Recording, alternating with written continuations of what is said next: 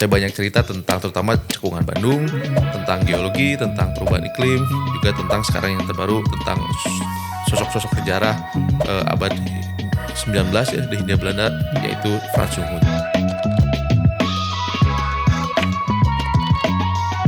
Gambut tuh punya peran yang sangat penting di dalam isu ini gitu, isu climate change ini. Dan isu climate change ini kemudian terkait lagi dengan misalkan masa depan kita terancam.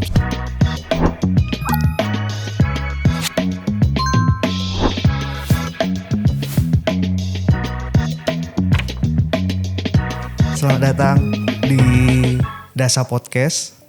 That's a podcast. Ya kalau bacanya Dasa gitu mas, kami ngebuatnya seperti itu. Teman-teman, bareng Dasa Podcast sekarang udah ada Mas Malik. Kepanjangannya namanya apa mas? Muhammad Malik Ar-Rahim. Muhammad Malik Ar-Rahim. Aku familiarnya dengan Mas Malik karena kita sempat di project yang sama. Kami menyebutnya project itu tuh Tata Haji Project mas. Karena kemarin aku sempat pengen nyebutnya itu tuh Seruyan Project. Tapi dari teman-teman teknis bilang ternyata di Seruyan sekarang udah ada project yang lain. Tapi di Tataji cuman project itu ada satu-satunya. Makanya akhirnya Tataji Project. Harusnya teman-teman yang paham itu dia ini YTTA yang tahu-tahu aja. Yang tahu pasti akan tahu gitu. Nah, terima kasih Mas Malik sudah hadir di sini, menyempatkan waktunya, sedang berada di Indonesia dan kami curi sedikit waktunya untuk ada di sini. Makasih banyak Mas. Terima kasih saya sudah diundang juga. Sama-sama Mas Malik. Nah, memulai aku pengen tahu Mas Malik kalau ingin dikenal atau orang menyebut Mas Malik pengen dikenal atau disebut oleh orang sebagai apa? Sebagai dalam profesi maksud atau gimana? Profesi kah? Okay. Atau misalnya apa yang Mas Malik lakukan gitu. Nah ini sebenarnya saya bingung juga kalau untuk menjawab karena saya tuh banyak yang saya kerjakan. Betul. Baik pendidikan, saya tuh seorang geologis. Saya studi saya geologi, S2 saya hidrogeologi. Pekerjaan profesional, pengalamannya tuh kebanyakan saya bekerja di bidang restorasi gambut, perkarbonan itu sempat di beberapa proyek restorasi di Indonesia, juga termasuk di Badan Restorasi Gambut. Sekarang saya bekerja sebagai peneliti juga di bidang restorasi gambut tapi di Jerman. Tapi saya juga aktif sebagai content creator di Instagram, di Twitter, di media sosial lain. Saya banyak cerita tentang terutama cekungan Bandung, tentang geologi, tentang perubahan iklim, juga tentang sekarang yang terbaru tentang sosok-sosok sejarah abad 19 ya di Hindia Belanda, yaitu Frans Junghun. Jadi itu juga saya juga mungkin dulu sempat sebagai pegiat geowisata, jadi nge-guide teman-teman gitu. Jadi banyak tapi mungkin kita sebutlah sebagai environmentalist gitu ya, atau ya pegiat restorasi ekosistem lah gitu yang paling pas.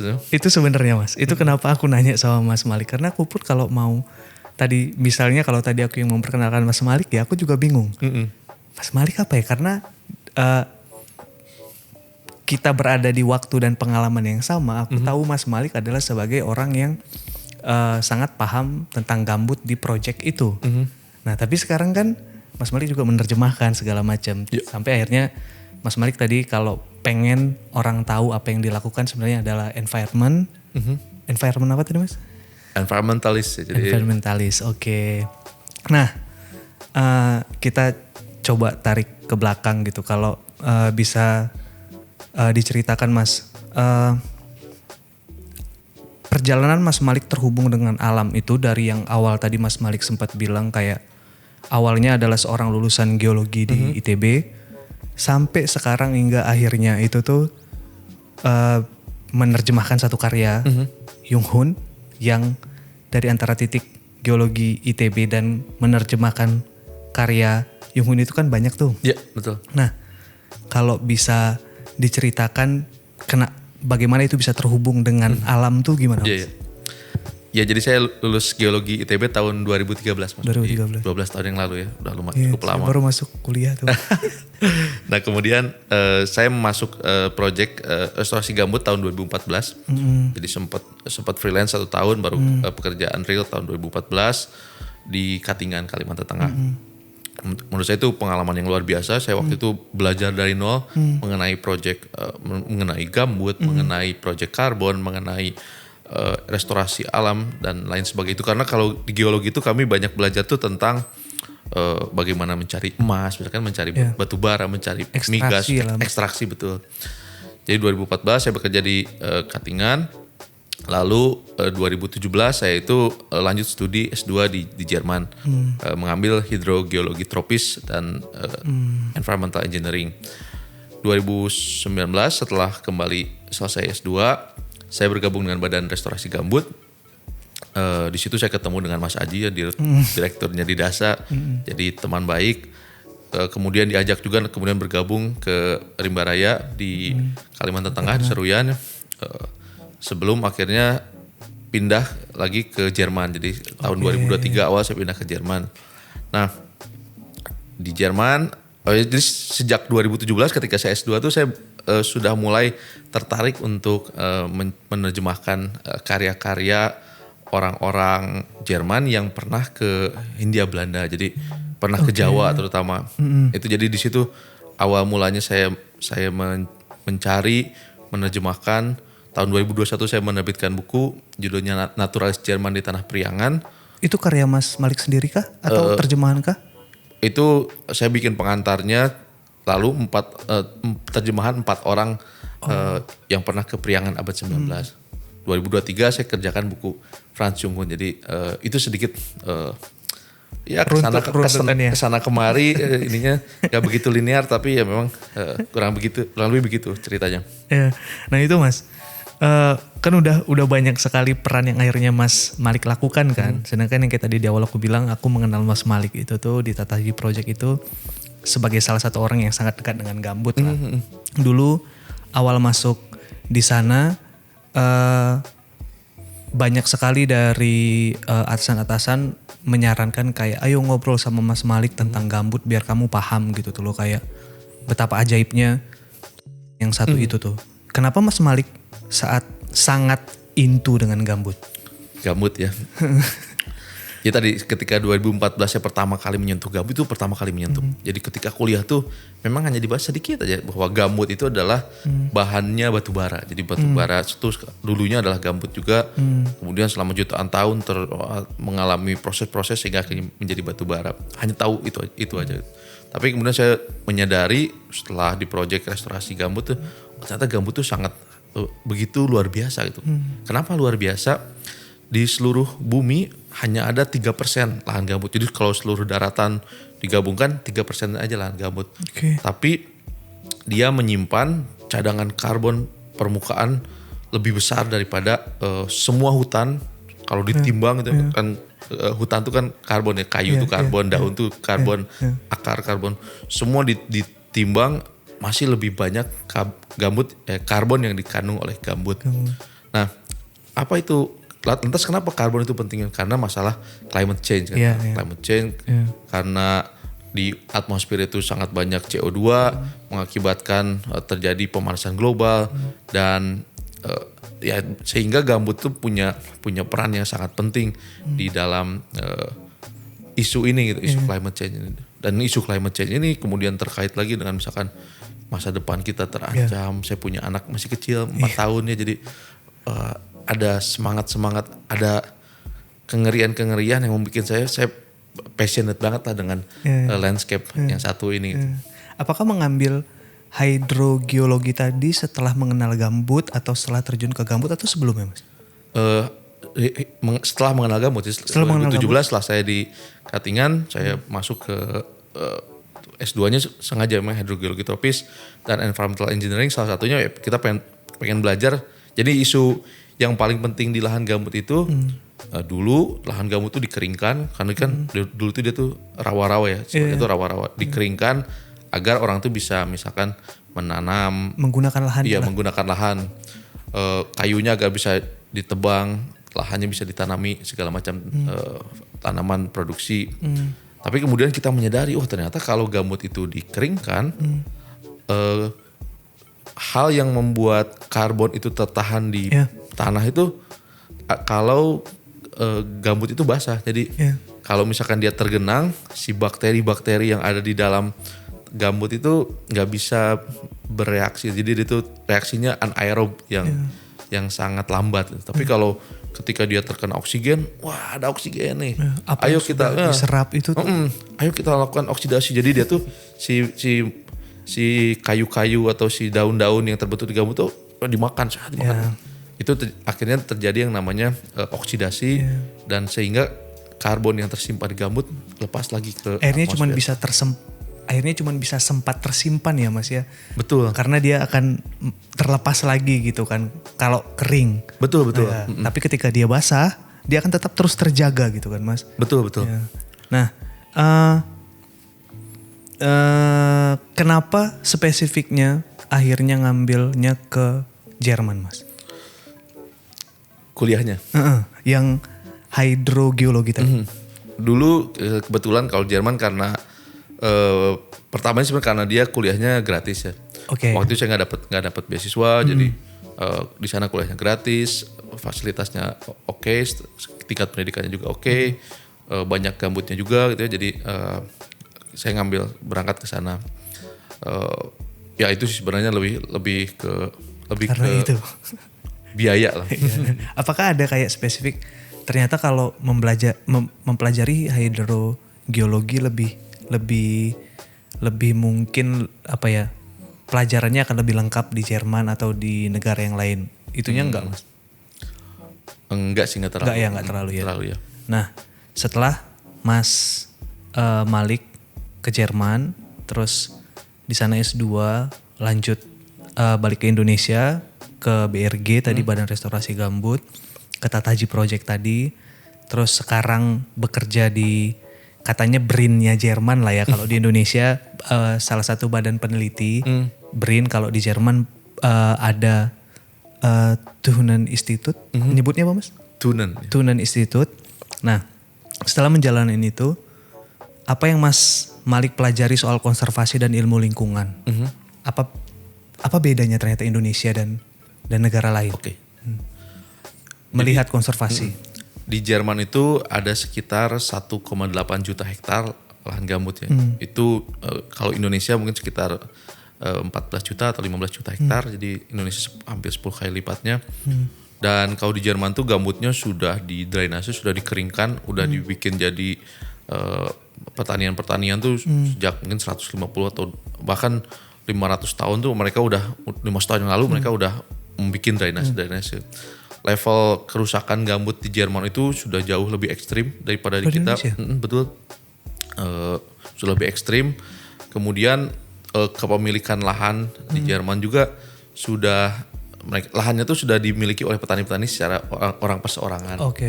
Sementara itu kalau di Indonesia mungkin kerusakan gambut itu sebenarnya baru aja terjadi. Jadi di beberapa tempat memang kayak di pesisir Sumatera Timur, di daerah itu udah cukup lama, tapi secara umum sebenarnya baru mungkin 30 atau 40 tahun terakhir aja mulai terjadi kerusakan gambut. Gambutnya masih dimiliki oleh negara, jadi masih hutan-hutannya tuh punya negara, kepemilikannya modelnya levelnya konsesi.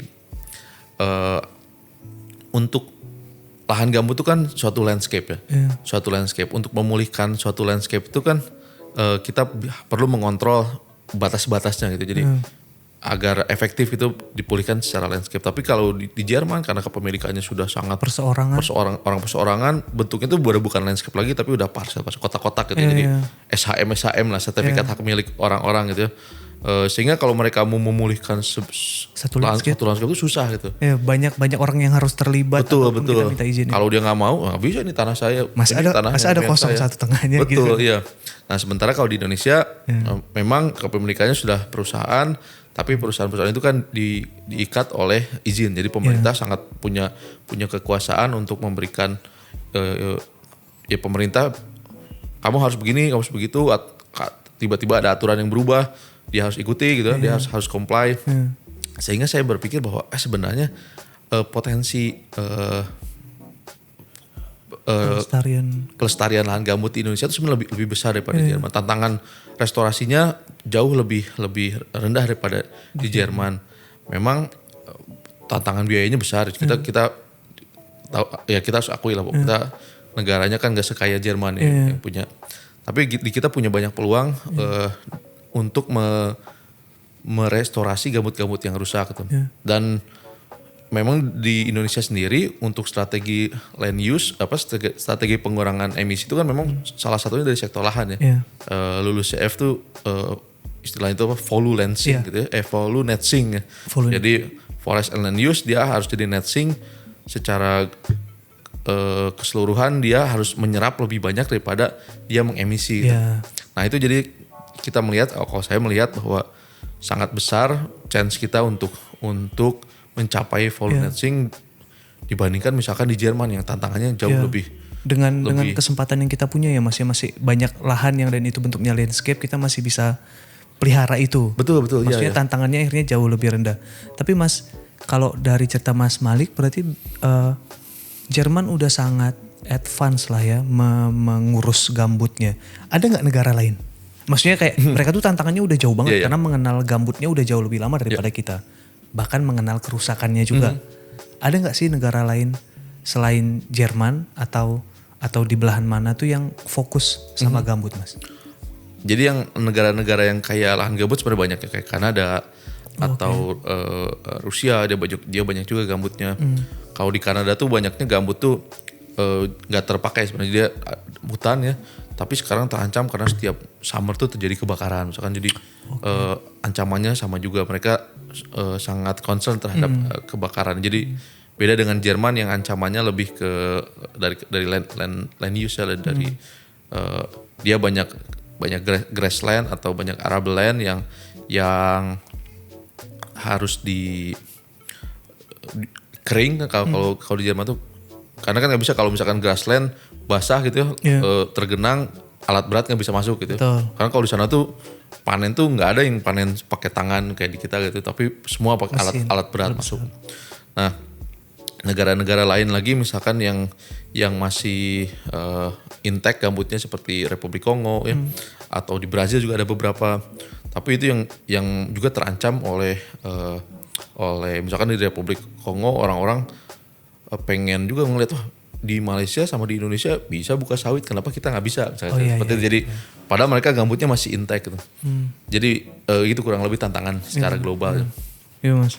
Nah, beralih dari gambut, kenapa akhirnya Mas Malik mau menerjemahkan Yung-hoon berkelana di Pulau Jawa ini, Mas?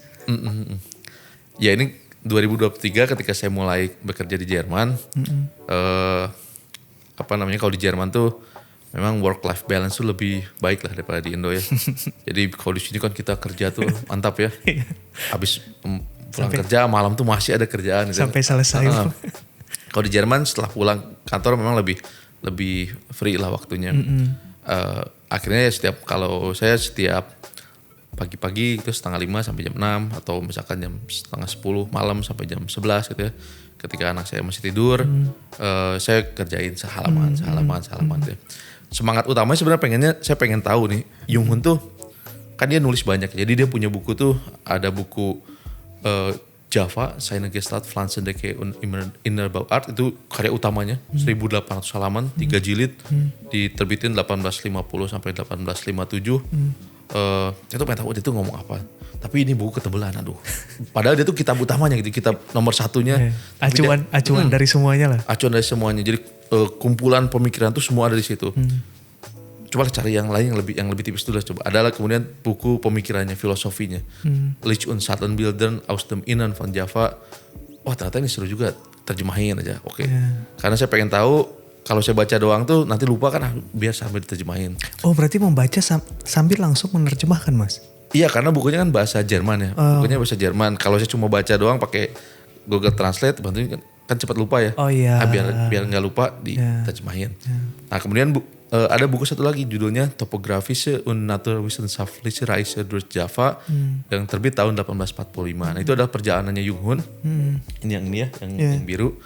Perjalanan Jung Hoon tahun 1839, 1835 sampai 1839. Ketika dia pertama kali datang ke Jawa.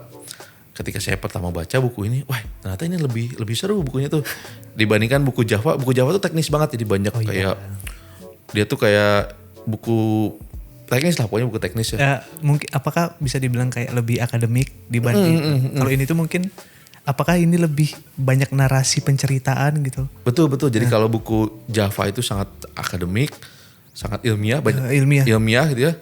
Buku yang ini Licht und Schattenbilder, Cahaya dan Bayang-Bayang di Jawa itu sangat filosofis. Oke. Nah sementara buku yang ini Berkelana di Pulau Jawa itu sangat jurnal perjalanan. Jadi dia kayak catatan harian day to day. Dia selama 4 tahun mengelilingi Pulau Jawa, mendaki 21 gunung, melihat bagaimana fenomena-fenomena alam gitu ya. Dan yang menarik ya karena dia ceritakan secara, dia sebenarnya jurnal harian, dia tuh banyak pemikiran dia, secara tanggapan dia seperti apa, perasaan dia seperti apa, dan cara dia mendeskripsi itu menarik gitu, nggak kering dan hambar kayak catatan perjalanan. Kalau saya dulu kan saya geologis ya. Kalau misalkan kita bikin catatan perjalanan tuh boring banget kayak, oh batu ini hitam, warnanya ini kasar, ukurannya segini, kering banget tuh. Tapi kalau mungkin beda. Cuman yang ditangkap oleh indera, salah satu indera mata. Tapi mungkin kalau catatan yang kita selama ini ya mungkin Jung Hoon tuh dia pakai semua inderanya ya, apa yang dia dengar, apa yang dia rasa, apa yang membuat dia terkesima, dia tuliskankah di situ? Iya betul, jadi kayak gitu. Jadi dia nulis dengan deskripsinya tuh sangat hidup gitu ya, sangat hidup, itu kata yang tepat. Berarti dia sebenarnya tuh yang di sini tuh 4 tahun mas? 4 tahun. 4 tahun. 1835 tuh first time dia datang ke Jakarta. 1835 ya? Betul, 1835 di umur 26 tahun, jadi itu dia tiba di Batavia. Nah, kalau itu dia pertama kali ke Indonesia. Kalau Mas Malik pertama kali bertemu langsung dengan karyanya Jung Hoon kapan?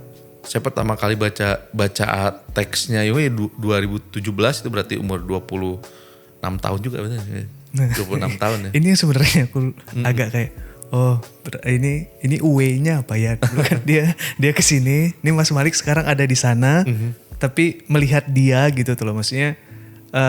Dulu dia yang ke Indonesia di umur segitu, sekarang Mas Malik di umur segitu yang kembali membuka ataupun menerjemahkan bukunya sampai bertemu lah, sampai akhirnya membuat itu jadi terjemahan dan kita bisa baca dengan gampang gitu, tidak perlu menerjemahkannya gitu loh.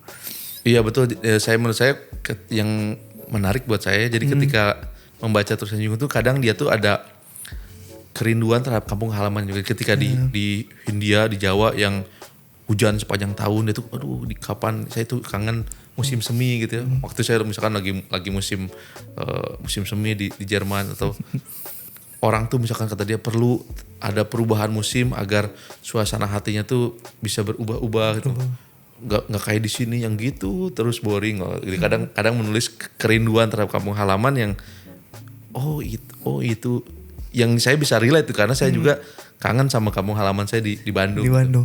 Tapi dia mas, si Jung Hoon berarti sempat ke Jawa Barat, ke Bandung juga kan? Sempat. Berarti dia turunnya pertama kali nyampainya di Batavia. Terus dia kerja selama mungkin setengah tahun di mungkin yang sekarang jadi rumah sakit, apa yang di Cikin itu rumah sakit UI, itu rumah sakit UI situ ya. Cipto RSCM mungkin di situ ya. Lalu dia pindahkan ke Jogja, 1 tahun di Jogja, dia mendaki Gunung Merapi, dia mendaki Gunung Merbabu, dia ke Gunung Kidul, ke Parangtritis, dia melihat reruntuhan di Jogja gitu ya. Zaman segitu ya. Dia itu 1836 tuh dia cerita tentang, kan itu baru 6 tahun setelah Perang Diponegoro, misalkan dia cerita, wah di Jogja tuh ada kampung-kampung, ada kampung-kampung, ada pohon-pohon kelapa yang tidak ada desa-desanya, karena pohon kelapa tuh penciri suatu desa. Oh ini berarti ini kampung-kampung yang hilang setelah perang gitu. Jadi Oke. dia mencatat hal-hal seperti itu cukup rinci gitu. Jadi Yang harusnya di jurnal geologi itu nggak perlu dicatat kan? Iya. Tapi dia mencatat itu untuk Betul. kita tahu konteksnya. betul.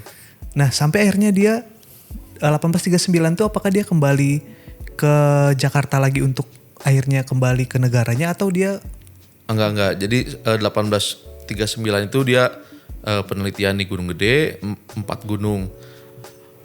Dia kemudian disuruh kembali ke kantornya karena bosnya tuh meninggal.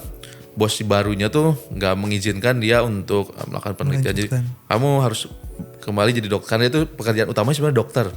Jadi dia tuh dokter. Jadi bukan peneliti. Dia ketika dia pergi tuh dia sekalianin izin ya sebagai peneliti atau tiba-tiba dipekerjakan ditugaskan misalkan untuk membantu peneliti karena dia punya. Nah bos yang sebelumnya ngasih izin sekarang udah meninggal, bos barunya saya nih dokter, kamu udah nggak usah kayak gitu lagi, balik ke rumah sakit, nggak mau. Nah akhirnya dia bukan resign, minta untuk dipindahkan, dia dipindahkan ke Sumatera Barat, kemudian dia melakukan penelitian di Tapanuli. Nah itu yang di Tapanuli termasukkah di range 35 sampai 39? Oh berarti udah ada lanjutnya ya. Oh, tapi dia tuliskan itu juga kan Mas? Tuliskan dia nulis buku judulnya di Batalender Aus Sumatera, jadi negeri Batak di Sumatera. Iya, nah aku tuh karena kurang Batak penasaran Iya. juga. Tapi nanti kita bahas itu karena kita fokus ke buku terjemahannya Mas Malik ini yang di periode itu. Berarti sebenarnya alasan dasar dia datang ke Indonesia apakah memang bekerja sebagai dokter kah atau dia memang menyimpan di dalam hatinya untuk dia penasaran dan pengen meneliti Indonesia? Jadi Jung Hoon tuh besar dengan cita-cita ingin menjadi seorang botanis. Jadi pada waktu itu, waktu dia kecil dia banyak membaca bukunya Alexander von Humboldt. Humboldt tuh penjelajah penjelajah internasional yang sangat terkenal itu. Jadi ilmuwan nomor 1 pada abad itu. Semua orang terinspirasi pada pada Humboldt termasuk Jung Hoon. Nah, dia pengen misinya di Jawa tuh sebenarnya pengen menjadi seperti Humboldt, pengen menjadi peneliti. Dia daftarnya sebenarnya mulanya jadi peneliti juga Mas. Jadi daftar jadi peneliti tapi ketinggalan. Akhirnya udah saya pengen ke Hindia Belanda, adanya posisinya lowongnya dokter lah. Kebetulan karena dia studinya sebagai dokter, dia lulus studi, dia pindah ke Hindia sebagai dokter. Tapi jauh di dalam hatinya dia memang selalu pengen punya passion sebagai ahli botanis. Ketika dia sampai di Jawa, dia melihat itu hamparan pohon yang begitu indah, rimbun, berbagai jenis tanaman yang begitu kaya, yang mungkin kalau dideskripsikan tuh hanya untuk mendeskripsikan 1 hektar lahan tuh perlu berbulan-bulan lamanya. Jadi dia nulis kayak gitu. Jadi dia sangat terpana. Nah, keinginan untuk mengeksplorasi alam itu pada waktu itu adalah suatu semangat di kalangan para cendekia di Jerman ya. Jadi ada semangat romantisisme ya, jadi semangat enlightenment gitu, pencerahan. Dia pengen menjadi pencerah di suatu lahan yang unknown gitu. Suatu terra incognita, orang apapun yang kita deskripsi itu adalah hal yang baru bagi bagi sains gitu. Makanya dia semangatnya seperti itu. Dia ke Jawa itu. Dan kita sangat beruntung gitu. Pas umur 26 tahun di buku ini tuh benar-benar semua dia catat tuh. Yang dia lihat tuh dia catat dengan teliti, dengan rinci, nama-nama Latin, nama-nama lokalnya, nama-nama konteks-konteksnya gitu. Itu kayak gitu, jadi sangat beruntung. Apa bagian favorit Mas Malik di yang khusus ini ya, kita ngomong yang berkelana di Pulau Jawa 1835 sampai 1839 yang mungkin paling hidup di kepala Mas Malik? Bagian yang paling favorit ya. Yang paling favorit itu menurut saya banyak sih yang favoritnya. Jadi yang dua atau 3. Jadi yang pertama tuh misalkan deskripsi dia tentang ketika dia pertama kali mendaki ya. Dia mendaki Gunung Merapi tahun 1836. Dia tuh cerita dengan sangat rinci gitu gimana cara dia mencari kuli untuk yang mau angkat barangnya. Budgetnya cuma 5 orang tapi ternyata kulinya nggak mau karena bawaannya banyak. Dia akhirnya jadi 30 orang yang harus dia bawa. Dia cerita dia sowan ke kepala gunung, mungkin kayak model-model Mbah Marijan mungkin kalau zaman sekarang itu. kepala gunung, cerita kepala gunung tuh dia kasih opium, candu, brandy. Jadi zaman dulu tuh masih lumrah gitu memberi kayak gitu tuh ya, zaman dulu. Kemudian ketika mereka mendaki Gunung Merapi gitu ya, terus dia melihat lerengnya terjal terus. Dia mendaki dari arah selatan, dari arah Kaliurang sekarang mungkin. Oke, iya. Dia melihat ketika udah sore mau nyari tempat bermalam, nggak kunjung ketemu tempat bermalam. Nggak ada di mana ya. Akhirnya malam udah datang, nggak bikin tenda, nggak bikin apa, udah cuma nempel aja ke dinding, ke tembok kawah. Jadi mencari kehangatan tuh nempel dari uap-uap yang keluar dari dalam kawah. Jadi katanya kalau dia nempel badannya, kakinya kedinginan, kalau kakinya nempel badannya kedinginan. Terus dia karena kedinginan dia tuh nggak bisa tidur gitu ya, cuma merem gitu mungkin ya. Ketika dia merem, dia bilang katanya malam ini tuh bagiku tuh tidak terlupakan. Katanya dia nggak bisa lupa, malam itu sangat berkesan, bukan sangat berkesan, kapok kan nggak ngerti lagi kapok. Iya. Nah kemudian ketika dia tidur terbangun di malam hari, dia menyaksikan bulan yang benderang gitu ya, bulan benderang, di sampingnya ada bintang harapan gitu. Itu planet Venus yang dikenal oleh orang-orang Jawa sebagai bintang Rino yang laksana memberikan harapan buat dia. Jadi perjalanan seperti itu dia nulisnya rinci segitu. Iya, dia nulis rinci seperti sampai perasaan dia merasa kedinginannya. Jadi kita tuh seperti menyaksikan bahkan seperti ikut di dalam perjalanan. Masuk dalam perjalanan ini. Nah, bagian lain yang kedua mungkin yang kalau yang tadi kan sangat personal ya. Ini mungkin bagian ketika dia mendeskripsikan tentang gunung api gitu. Gunung api mana, Mas? Dia kan mendaki 21 gunung ya. Dia menceritakan semua gunung api yang dia. Jadi dia dia mencoba berinterpretasi tentang apa sih yang dia lihat dari gunung api. Saya kan geologi tadi ya. Salah satu pelajarannya kita belajar gunung api gitu. Dia cerita misalkan dia bertanya-tanya kenapa sih, bagaimana proses tumbuhnya gunung api gitu. Apakah gunung api itu tumbuhnya dari bawah tumbuh ke atas, atau tumbuhnya tuh dari letusan berulang membentuk ini. Teori-teori tentang pembentukan gunung api sudah dipikirkan sejak lama. Nanti ketika kaitkan lagi dengan arkeologi, misalkan di beberapa daerah di beberapa gunung api dia ketemu tinggalan-tinggalan purbakala, ada candi-candi, ada altar, ada yang sudah ditinggalkan sama sekali, ada yang masih didatangi oleh warga gitu. Jadi dia tuh bertanya tentang bagaimana bisa ada yang ditinggalkan, ada yang masih ada gitu. Kenapa ini terjadi? Terus dia cerita Gunung Galunggung tahun 1822 terjadi letusan, kemudian kampung-kampung terkubur. Lalu dia kaitkan, nggak perlu jauh-jauh kita meneliti Pompei kan, atau Vesuvius. Kan zaman dulu di Eropa yang ramai itu ya Vesuvius. Di sini juga ada di Galunggung, di Kelutan. Jadi dia berusaha untuk jangan jauh-jauh lihat ke layar. Di sini juga kita punya banyak sekali bahan penelitian yang nggak ada habisnya. Ya, itu yang dekat sama Mas Malik ya. Betul. Karena belajarnya juga ataupun ilmu disiplinnya sempat dipelajarinya itu, makanya akhirnya punya kedekatan dengan buku dia tuh salah satunya lewat itu ya Mas ya. Betul, relate ya. Nah, tadi aku penasaran Mas. Dia bisa bahasa Indonesia? Dia bisa bahasa Melayu kasar. Oh, bahasa Melayu kasar ya. Melayu pasar ya. Melayu pasar. Lumayan mirip lah ya, mungkin jadinya nggak membuat dia terlalu susah untuk komunikasi sama orang Indonesia ya, mungkin sedikit mirip lah ya. Nah dia yang aku tangkep nih Mas, yang aku sempat dengar juga kan dia tuh digambarkan ataupun akhirnya tergambar lah, kita bisa deskripsikan dari bukunya, katanya tuh dia seorang pribadi yang lumayan agak penyendiri kan, yang mungkin bagi beberapa orang dia nggak asik lah bahasa sekarang gitu. Nah, tapi dia tuh total dengan apa yang dia cintai. Kalau misalnya aku mau minta pendapatnya Mas Malik, era sekarang nih Mas, kita ngomongin konservasi, kita ngomongin lingkungan pemeliharaan hutan. Masih bisa nggak sih kita ngelakuin kayak dia dulu gitu? Maksudnya tetap sendiri tapi.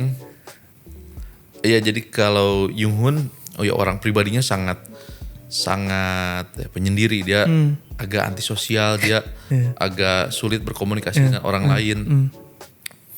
Tapi di dalam kesendiriannya, di dalam keantisosialannya, sebenarnya dia tuh merindukan orang-orang yang bisa merasakan apa yang dia rasakan gitu. Dia tuh pengen betul, dia tuh berbagi tentang apa yang dia lihat.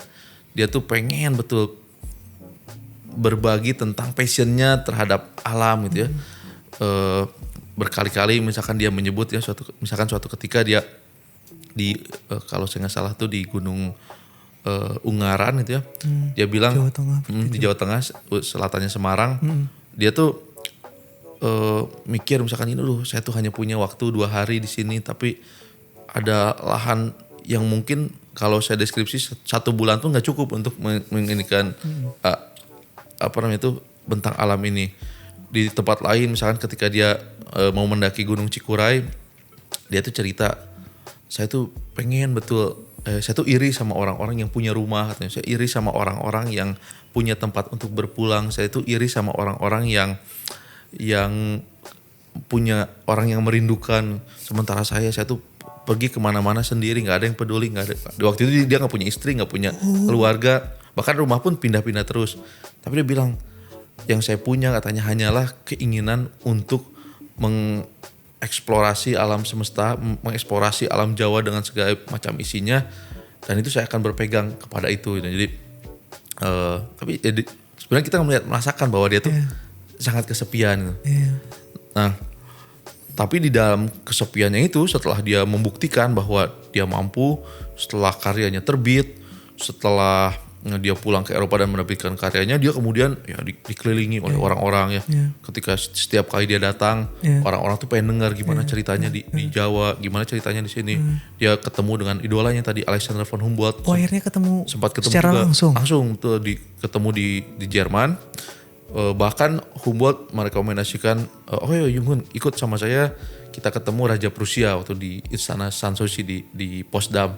Jadi diundang juga. Jadi dia kemudian menceritakan, ini saya bikin peta geologi Pulau Jawa yang satu ukurannya itu 1:350.000. Mungkin kalau kita cetak tuh 1 meter kali 4, jadi ada 4 lembar, masing-masing 1 meter kali 1 meter. Jadi setelah dia proof his word, jadi dia membuktikan apa yang dia bisa, orang-orang kemudian yang mendekati dia. Orang-orang pengen cari tahu, pengen cari kebijaksanaan dari dia. Itu juga salah satu buku ini, Cahaya dan Bayang-Bayang dari Jawa tuh isinya itu mulanya dibukukan karena dia bikin forum-forum tentang pemikiran bebas, jadi tentang free thinkers pada waktu itu. Jadi ya ternyata setelah kita membuktikan, setelah kita berprestasi, atau misalkan setelah kita cerita tentang meneliti suatu dengan begitu teliti, orang-orang mungkin pada akhirnya akan support kita juga. Jadi ya buat teman-teman yang merasa bekerja konservasi dan itu merasa berada dalam situasi yang penuh kesepian, yang kadang minim dukungan itu. Ya semoga kita tetap diberikan kekuatan untuk terus maju. Gitu. Sampai waktunya datang ketika yang bisa dibuktikan gitu kan Mas. Betul. Sama kayak Jung Hoon, ketika dia bisa membuktikan, akhirnya orang-orang akan ngakuin kalau ini adalah pekerjaan yang layak untuk diperjuangkan. Betul. Dan akhirnya diapresiasi. Nah tadi ngomongin peta Mas, dia akhirnya nunjukin petanya tuh yang 4 peta 1x1 tadi ya.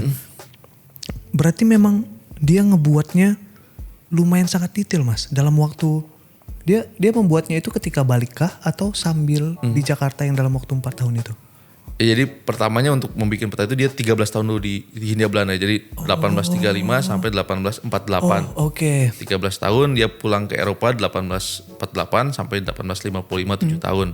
Nah, tapi selama 13 tahun itu dia udah mencatat misalkan detail-detailnya, sehingga ketika dia pulang dia bisa petakan itu, dia bisa buat petanya dengan yang begitu rinci, begitu teliti. Bahkan kalau misalkan nanti baca bukunya, kemudian lihat gitu ya, bandingin dari lokasi A ke lokasi B ke lokasi C, cocokin di petanya ada di jalan setapaknya aja kita kebayang berarti dia dari sini ke sini tuh lewat sini. Lalu kemudian kalau kita cocokin dengan Google Earth itu kan jalannya sebenarnya kurang lebih aja jalan yang sekarang ada tuh kan pengembangan dari jalan-jalan yang udah ada zaman dulu. Betul. Oh berarti dia ke sini gitu. Jadi bisa sebegitu detailnya. Mas Malik kayak bener-bener masuk ke dalam perjalanan dia lah akhirnya setelah membaca bukunya itu ya. Iya. Karena ketika ditarik dengan sekarang itu tuh memang ada apa istilahnya bahasa Jogjanya tuh ya. Perjalanan dia dari titik sini ke titik itu lumayan presisi dengan yang sekarang gitu. Betul ya. Oke. Nah, Mas Malik punya ada buku lain kan ya Mas ya? Mas Malik, maksudnya ini kan terjemahan. Tapi Mas Malik menulis buku juga kan? Iya, buku Naturalis Jerman di Tanah Priangan. Oh iya. Tapi itu terbit 2021 belum habis, jadi banyak orang yang tanyain. Tapi lagi saya revisi, sudah lama saya pengen revisi, ada beberapa udah saya tambahin, cuman belum selesai itu. Nah, kalau dari Yung Hun Mas, menurut Mas Malik, kalau ada satu pesan dari Yung Hun untuk kita sekarang, generasi muda yang berada di yang dekat dengan lingkungan ataupun tidak, kira-kira menurut Mas Malik apa yang pengen dia wariskan dari karya dia ini? Pesan yang mungkin akhirnya bisa kita relate sampai sekarang. Yang dari Yung Hun ya, jadi Yung Hun itu adalah orang yang bisa memetakan Pulau Jawa dengan cara mendaki gunung, 45 gunung dia daki. Kemudian ketika mendaki juga gak sekedar mendaki yang kalau sekarang kan 2 jam sampai puncak atau 1 hari 5 gunung. Enggak, yang dia lakukan adalah betul-betul mengamati dan mendeskripsi setiap langkahnya gitu. Pada ketinggian ini elevasinya apa, tanamannya apa, hewannya apa, batuannya apa. Lalu naik lagi sampai di puncak. Jadi dia membuat bagaimana perubahan secara vertikal gitu ya. Dan itu nggak dilakukan pelan gitu. Jadi 1 hari satu gunung mungkin bisa didaki berhari-hari dengan bantuan orang lokal tentu ya. Nah, dan dia lakukan itu ke 45 gunung. Jadi ke 45 gunung. Dari semua perlakuan itu kemudian dia membuat suatu generalisasi. Jadi dia membuat suatu konsep tentang ada batas-batas vegetasi dan tumbuhan yang kemudian menjadi panduan dari zonasi iklim di Jawa pada waktu itu ya. Yang masih kita pakai sampai sekarang. Artinya ada proses, ada suatu proses yang sangat panjang yang dihasilkan dari kegiatan yang begitu kaya sehingga yang menghasilkan karya yang begitu besar. Artinya kita harus menghargai proses. Yang kedua, kita harus berani mempublikasikan karya kita. Yung Hun dia sengaja pulang ke Eropa tahun 1848. Salah tujuannya ini 13 tahun saya di Jawa tuh harus terbit ini. Gak boleh sia-sia. Dan itu harus atas nama saya kata dia. Jadi dia pengen terbitkan. Jadi jangan sampai pekerjaan kita yang panjang lebar nggak pernah diketahui oleh orang lain. Nah, yang ketiga mungkin alam semesta itu begitu kaya. Bagi Yung Hun alam semesta itu adalah mukjizat yang terbesar. Jadi dia tuh bikin agama, dia malah ketika di buku itu dia bikin agama sendiri. Jadi yang mukjizatnya adalah alam semesta. Dan memang betul segala yang kita lihat gunung, hutan, tanah, air, sungai, langit, awan, semua tuh saling terkait, saling terhubung. Dan sehingga kalau orang-orang mau berpikir, orang-orang mau berkontemplasi, orang-orang mau mencari makna dari sesuatu itu bisa didapatkan semua itu dari alam semesta yang kemudian nanti akan ujungnya adalah terhadap ketuhanan. Jadi itu pesan utamanya Yung Hun di dalam buku buku Cahaya dan Bayang-Bayang dari Jawa. Nah, kita lumayan kecil lah berarti dibanding alam semesta gitu kan. Kita sangat kecil dibanding alam semesta. Jadi kalau saya pikirkan apa sih yang kalau saya pura-pura jadi Jung Hoon, mungkin saya pengen ngasih pesan tuh, yang pertama pelajari alam semesta. Jadi lihat, dengar, dengar, rasakan, tapi yang paling utama pikirkan, itu dipikirkan. Yang kedua, jangan cukup melihat hanya satu saja, tapi lihat semuanya yang sekitarnya. Kalau Jung Hoon nggak cuma melihat satu gunung, tapi melihat 45 gunung. Baru boleh di generalis. Betul. Dan yang ketiga, yaitu kita harus bersyukur dengan alam semesta itu dan kemudian menjadi ya belajar dari situ, belajar dari alam untuk berperilaku gitu. Nanti ketika kita lihat alam itu ternyata alam itu sangat rentan, janganlah kita rusak. Alam itu sangat karena kan kadang kita sombong ya, kita sombong merasa bahwa manusia bisa mengusahakan apapun dari alamnya. Oke, saya tebang satu pohon, saya tanam lagi 100. Apakah sesederhana itu kan? Enggak. Oh ya, apakah jika makannya sesederhana itu? Iya. Jadi itu yang saya pikir pesan utama dari karya-karyanya Jung Hoon. Ya. Nah, tadi kalau Mas Malik ingat di di pertanyaan pertama tuh aku bilang yang ku kenal Mas Malik adalah orang yang sangat into terhadap gambut, sangat cinta dengan gambut sampai akhirnya sekarang kita bertemu lagi. Mas Malik datang dengan karya Jung Hoon. Nah, pertanyaanku adalah kalau ditanya sekarang lebih cinta gambut atau Jung Hoon? Obsesi lah, terobsesi. Oke. Bagi saya tentu lebih cinta gambut lah. Gambut kan saya dari gambut saya bisa membiayai keluarga saya, dapat penghasilan dari situ. Kemudian itu juga adalah sebuah future ya, jadi pelindungan gambut adalah future kita. Kemudian saya pengen menggunakan semangatnya Jung Hoon untuk upaya konservasi gambut. Betul. Jadi saya pengen Jung Hoon mungkin dulu nggak terlalu concern dia dengan gambut karena waktu itu kan dia rawa-rawa susah dimasukin. Jadi dataran rendah tuh bagi Jung Hoon nggak bad lah. Kurang menarik lah. Kurang menarik. Nah tapi sekarang mungkin juga karena waktu itu dataran rendah rawa gambut nggak banyak juga orang meneliti. Sekarang kan ternyata setelah saya ikutan penelitiannya, setelah saya lihat segala macam sophisticatednya ya, segala kerumitan dan segala kehebatan dia. Ya di situ saya pengen coba menggunakan semangat cara pikirnya apa yang dia perjuangkan. Betul. Jadi cara pikir keterkaitan antara kan tadi kalau Jung Hoon itu semua saling terkait ya. Matahari, pohon, tanah, lereng, gunung semua saling terkait. Nah, gambut juga sama gitu. Gambut kita punya pohonnya, kita punya matahari, kita punya airnya, kita punya sungainya, kita punya binatang-binatangnya, kita punya nanti karbonnya, kita punya segala macam tuh ketika kita sambungin saling terkait. Dan itu semangat itu yang bikin kita melihat, nggak bisa lagi melihat gambut tuh oke, gambut kita tebangin aja pohonnya nggak masalah kok, nggak apa-apa. Gambut kita kuras aja nggak apa-apa gitu. Tapi nggak bisa, gambut itu adalah suatu ekosistem yang saling terkait. Ketika satu rusak maka yang lain ikut rusak juga. Mas. Begitu. Nah Mas Malik, ini ada pertanyaan Mas. Dari teman-teman, kita bacakan beberapa saja.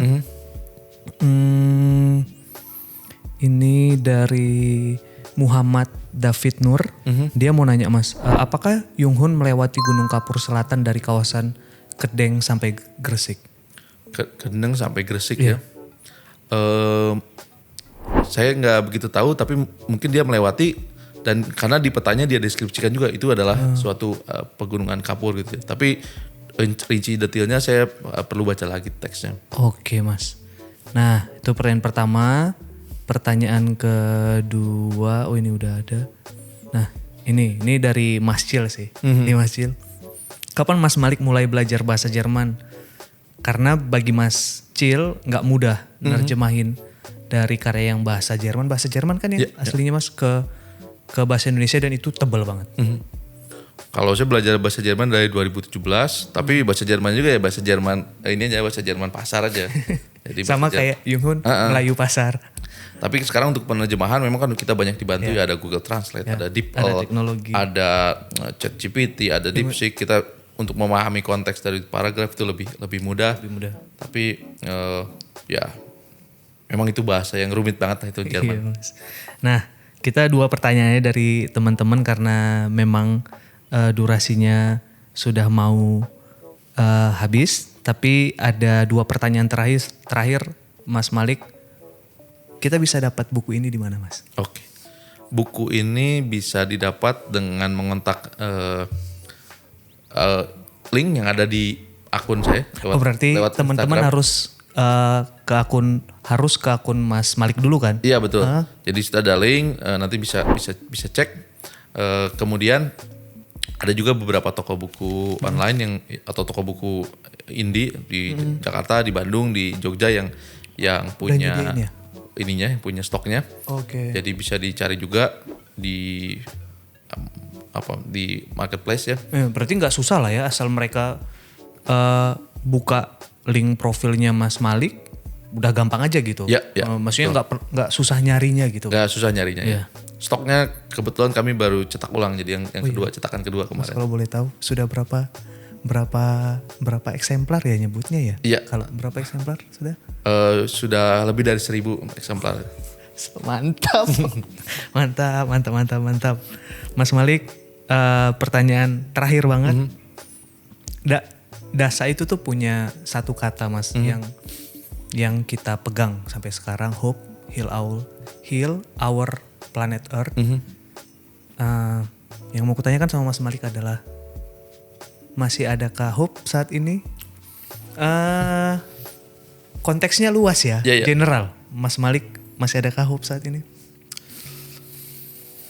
Selama kita hidup, tentu selalu itu yang bikin kita punya makna ya. Jadi hope, kalau kita nggak punya harapan kan, buat apa kita melakukan apapun gitu ya. Jadi dalam konteks tantangan perubahan iklim, fakta-fakta tuh memang getir sekali gitu. Jadi kalau kita ngikutin publikasi-publikasi tentang perubahan iklim tuh sangat takut suram gitu ya, sangat baca gitu, membuat kita takut, membuat kita ngeri gitu. Tapi ya kalau kita nonton film-film, komik-komik gitu kan, atau ya cerita-cerita kan selalu ada titik di mana ada masalah. Betul, manusia tuh kalau kayak hilangan harapan ya udah, buat apa dia akan berbuat. Junghun juga mungkin sama dulu, dia pernah di penjara, dia pernah di kondisi yang sangat minim, sangat rendah itu, tapi dia suatu ketika mendapatkan pencerahan itu, dan itulah karena dia punya harapan itu. Ketika bertemu dengan harapan harus langsung dilakukan. Kalaupun memang itu misalnya kondisi terburuk, ketika tercerahkan kayak udah langsung gas gitu. Diperjuangkan. Betul. Gitu.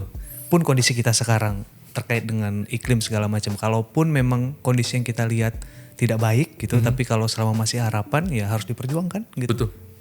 Terima kasih Mas Malik. Teman-teman, seperti saya pasti teman-teman penasaran. Saya baru 2 kali ini setelah karya ini Mas Malik cerita tentang Junghun, cuman kayaknya saya harus membacanya karena lumayan sangat penasaran. Jangan ragu-ragu, kunjungi Instagramnya Mas Malik. Akan sangat mudah untuk mengakses buku ini, mendapatkan buku ini, biar kita bisa lihat apa aja yang dibuka oleh Junghun di perjalanan dia di Jawa. Terima kasih Mas Malik. Kapan balik ke Jerman, Mas? Tanggal 12 Juli. Hati-hati Mas Malik, terima kasih banyak ya Mas, ditunggu karya-karya lainnya. Siap, terima kasih. Dadah.